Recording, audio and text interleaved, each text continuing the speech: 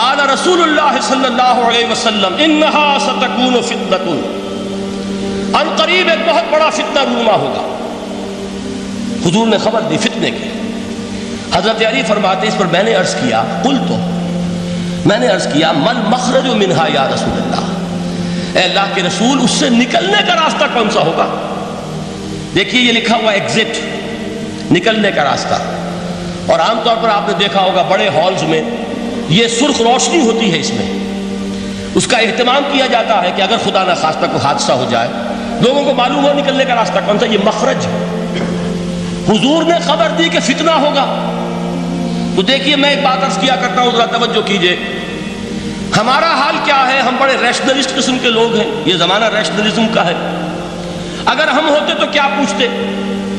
وہ فتنہ کیا ہوگا، کیوں ہوگا، کہاں سے آئے گا؟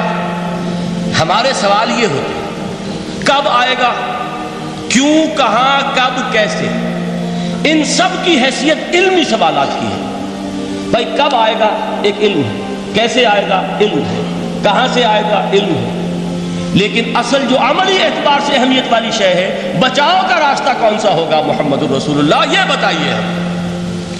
مل مخرج منہا یا رسول، حضرت علی نے یہ نہیں پوچھا فتنہ کیا ہوگا، کہاں سے آئے گا حضور، کیوں آ جائے گا، کب آ جائے گا، نہیں، مل مخرج منہا یا رسول اللہ، اے اللہ کے رسول یہ بتائیے کہ جب وہ فتنہ رونما ہوگا تو نکلنے کا راستہ کون سا ہوگا؟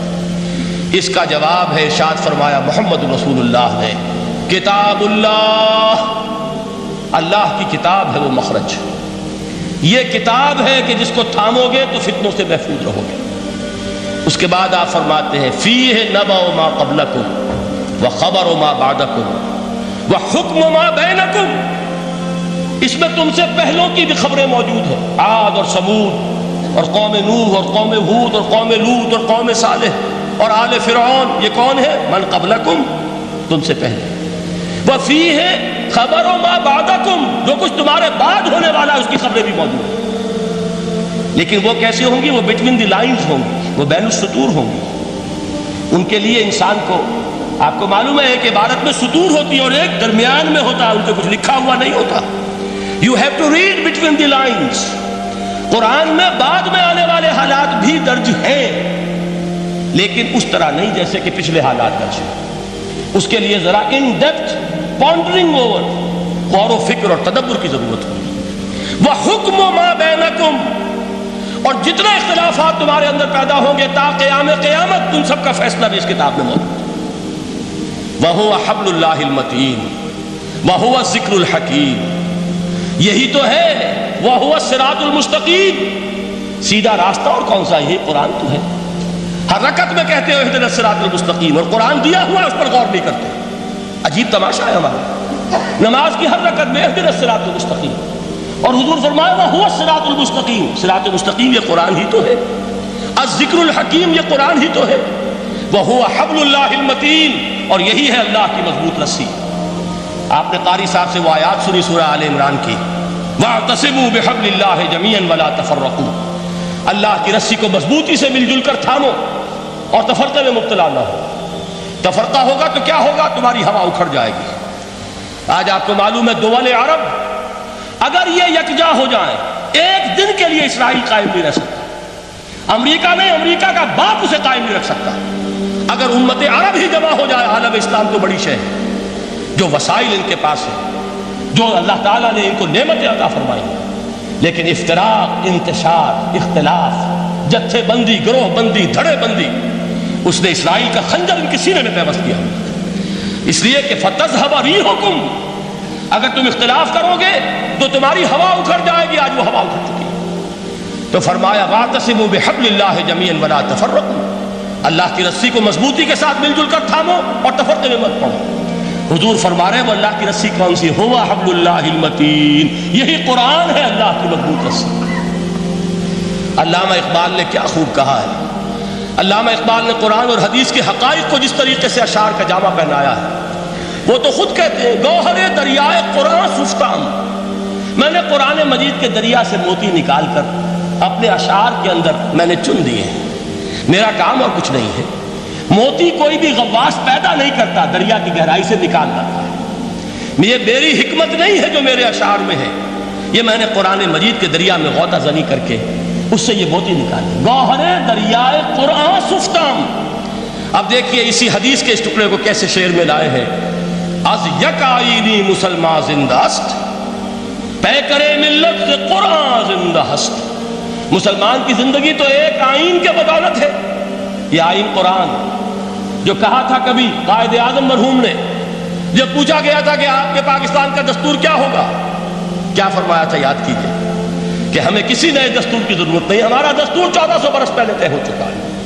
یہ ہماری بدقسمتی ہے جو کچھ کہا تھا قائد اعظم نے کہ God has given us a golden opportunity to prove our worth as architects of a new state, and let it not be said that we didn't prove equal to the task۔ میں معذرت کے ساتھ عرض کروں گا حضرت کہ واقعہ یہ ہے کہ ہم اس کے equal to the task ثابت نہیں ہوئے۔ قائد اعظم کا دیا ہوا پاکستان آج دنیا میں موجود نہیں ہے، اس کا ایک حصہ اپنے نام سے دستبردار ہو کر بنگلہ دیش بن چکا ہے، اس نے اپنی تاریخ کو خیر بات کہہ دیا، حالانکہ مسلم لیگ کی جنم بھومی ڈھاکہ ہے، 1906 میں ڈھاکہ میں مسلم لیگ نے جنم لیا تھا، اور اگر وہ صرف ہم سے علیحدہ ہوتا یا گہرا صدمہ ہوتا، لیکن یہ کہ اس نے جب نام بدلا ہے در حقیقت اس نے اپنے تاریخ سے، اپنے پس منظر سے استعفیٰ دیا۔ یہ ہمارا دوہرا ہمارے لیے صدمے کی بات ہے۔ کیا دو یمن موجود نہیں ہے؟ ان میں سے کوئی ایک بھی اپنا نام چھوڑنے کو تیار ہوگا؟ کیا دو جرمنی دنیا میں موجود نہیں ہے؟ کوئی ایک بھی ان میں سے اپنا نام چھوڑے گا؟ کیا دو کوریا نہیں ہے؟ دو ویتنام نہیں ہے؟ تو کیا دو پاکستان نہیں ہو سکتے تھے؟ ہو سکتے تھے۔ میں یہ کہا کرتا ہوں کہ یہ گہرا صدمہ ہے علیحدگی، اور دوہرا صدمہ ہے، اور اس سے کہیں زیادہ بڑا کہ انہوں نے اپنا نام بدل دیا، اپنی آئیڈینٹی چینج کر دی، انہوں نے وہ نام اپنے ماتھے سے اتار کر خلیج بنگال کے اندر دبو دیا۔ یہ بہت بڑی سزا ہے جو ہمیں ملی ہے۔ کیوں ملی ہے؟ کہ ہم نے 25 برس تک اس قانون جس کو کہا تھا کہ وہ ہمارا آئین ہے، اس کو آئین نہیں بنایا۔ ہم نے دنیا کے سامنے دھولیاں پساری، ہم نے طرح طرح کے نظاموں کو آزمایا، لیکن اس قرآن کی طرف پیش قدمی نہیں کی۔ اللہ تعالیٰ ڈھیل دیتا ہے لیکن سزا بھی بہت سخت ہوتی ہے۔ ان بطش ربک لشدید، وہ ہم پر کوڑا برسا ہے۔ تاریخ انسانی کی عظیم ترین شکستوں میں سے ایک شکست ہے کہ جو ہمارے ماتھے پر کلنک کے ٹیکے کی طرح موجود ہے۔ اللہ کرے کہ آئندہ یہ تاریخ اپنے آپ کو نہ دہرائے، لیکن میں عرض کر دیتا ہوں آپ سے، جو ہمارے لچھن ہے، جو ہمارا طرز عمل ہے، جو ہمارے لیل و نہار ہے، جو ہمارا انداز ہے، اللہ کے دین کا استہزاء اور تمسخر، جس طرح اللہ کے ساتھ مذاق ہم کر رہے ہیں، اس کا شاید اس سے بھی کہیں زیادہ برا نتیجہ نکلے۔ اللہ مجھے اور آپ کو اور ارض مقدس پاکستان کو اس انجام سے بچائے، لیکن اس کے لیے کام کرنا ہوگا۔ صرف کہنے سے بات نہیں بنے گی، کمر کسنی ہوگی، ہمت جو ہے پھر انسان کو اثر نو، ایک نئی تعمیر، ایک عزم، ایک ہاتھ میں قرآن اور ایک میں تلوار لے کر یہ امت پھر دوبارہ میدان میں آئے۔ بہرحال عرض یہ کرنا تھا، اقبال کہتا ہے از یک آئینی مسلمان زندہ است، پے کرے ملت ز قرآن زندہ ہست، ماں ہما خاک و دل آگاہ اوست، اعتصامش کن کہ حبل اللہ اوست۔ تامو اس کو مضبوطی کے ساتھ، حبل اللہ یہی قرآن ہے، یہ یک آئینی اور پے کرے قرآن کی زندگی، پے کرے ملت کی زندگی جو ہے اس قرآن کی بدولت ہے۔ تو حضور نے کیا فرمایا؟ فتنے سے بچنے کا راستہ کون سا ہے؟ کتاب اللہ فیہ نبأ ما قبلکم وخبر ما بعدکم وحکم ما بینکم وہو الصراط المستقیم وہو حبل اللہ المتین وہو الذکر الحکیم۔ ایک 3 جملے اور سن لیجئے۔ هو الذی لا یشبع منہ العلماء ولا یخلق عن کثرت الرد۔ یہ قرآن وہ شے ہے جس سے اہل علم کبھی سیر نہ ہو سکیں گے۔ ولا تنقضی عجائبہ، اس کے عجائب کبھی ختم نہیں ہوں گے۔ یہ ہیروں کی وہ کان نہیں ہے کہ جو کبھی خالی ہو جائے کہ سارے ہیرے نکل چکے، اب مزید ہیرے نہیں ہیں، نہیں، علم اور حکمت کے ہیرے اور ہدایت اور حکمت کے موتی اس میں سے ابد الآباد تک نکلتے رہیں گے۔ ضرورت صرف کھودنے کی ہے، میں نے وہ لفظ استعمال کیا تھا۔ آج کا قرآن کھودنا ہوگا، آج کی ہدایت اس قرآن سے نکالنی ہوگی۔ قرآن جب نازل ہوا آن دی سرفیس، بالکل ظاہر وہ تھی اس کی ہدایت جو اس دور کے لیے ضروری تھی۔